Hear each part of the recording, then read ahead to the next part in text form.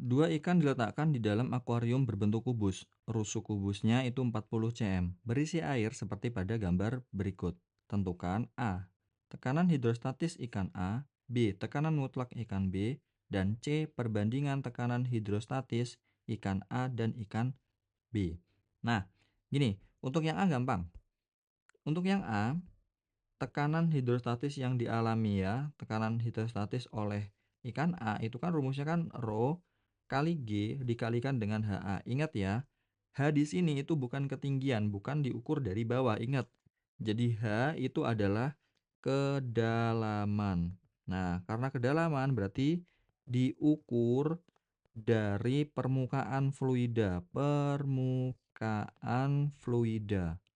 Jadi ngukurnya dari atas, ya, ngukurnya dari atas. Berarti kalau dia itu panjangnya ya atau tingginya airnya itu 40 cm, sedangkan dia titik A itu berada 30 cm dari dasar, maka HA-nya nanti yang kamu pakai adalah 10 cm atau 0,1.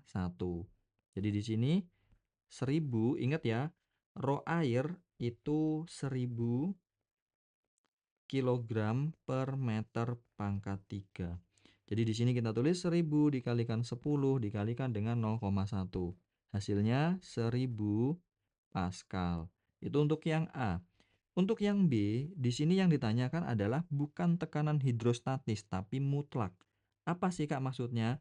Jadi di titik B, ini kan nanti yang kita pakai ya, ketinggiannya, kedalamannya, HB-nya itu bukan 10 loh ya, tapi 30 cm. Gitu. Nah, jadi 30 cm itu mempengaruhi tekanan hidrostatis. Tetapi selain mengalami tekanan hidrostatis, mau benda A maupun benda B atau ikan A dan ikan B sebenarnya itu juga mengalami tekanan udara atau P0 yang nilainya itu 10 pangkat 5 Pascal. Ya, jadi kita ini yang di permukaan bumi ini sebenarnya juga mengalami tekanan, namanya tekanan udara atau tekanan atmosfer. Nilainya 10 pangkat 5 Pascal. Gitu ya.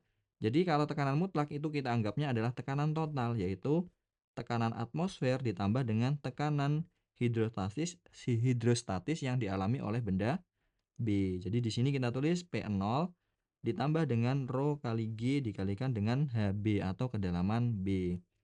Jadi 10 pangkat 5 ditambah dengan 1000 dikali dengan 10 dikali dengan 0,3,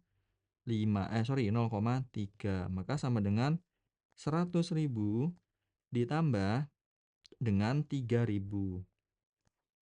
Maka hasil akhirnya 103.000 Pascal gitu. Oke, untuk yang C ya bagaimana Kak? Ini lebih gampang. Untuk yang C hanya perbandingan. Jadi yang C itu kan tinggal membandingkan tekanan hidrostatis di titik A dibanding dengan tekanan hidrostatis di titik B. Ingat rumusnya tadi? Rho kali G kali HA berarti per Rho kali G kali HB. Rho G-nya pasti sama, berarti boleh kita coret. Nah, HA-nya itu kan 0,1 meter ya, 0,1, sedangkan HB-nya 0,3. Maka perbandingannya itu 1:3. Artinya lebih besar yang dialami oleh ikan B.